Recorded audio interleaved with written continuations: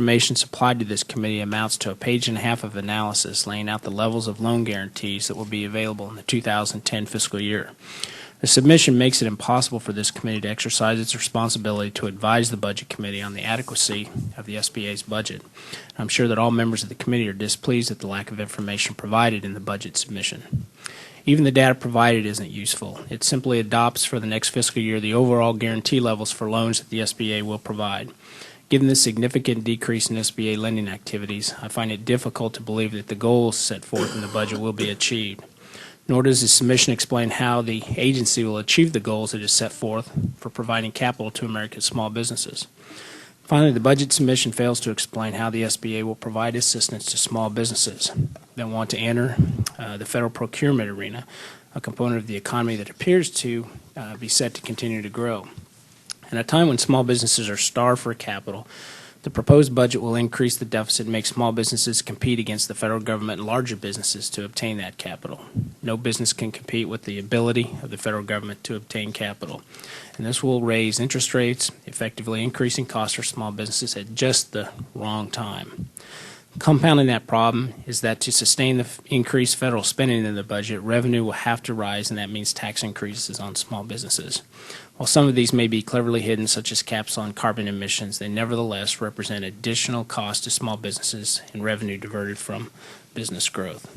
Furthermore, the budget document misses an opportunity to directly address the needs of affordable health care for small businesses. Without affordable health care, businesses face the choice of not providing it or not providing it, and possibly bankrupting the firm because of the cost of insurance.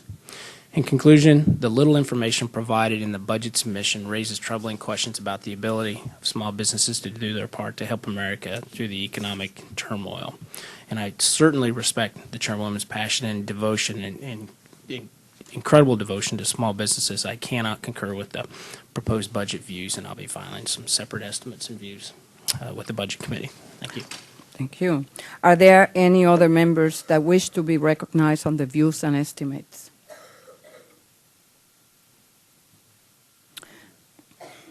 The committee now moves to consideration of the views and estimates of the Small Business Administration's FY 2010 budget. The clerk will report the title of the document.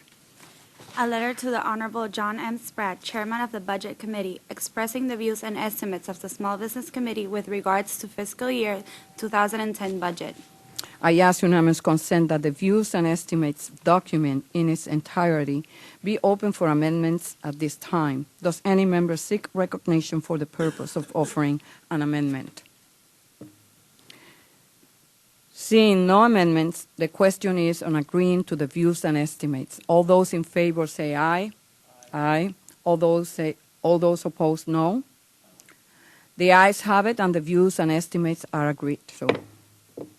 At this point, I would like to yield to Mr. Graves for a motion.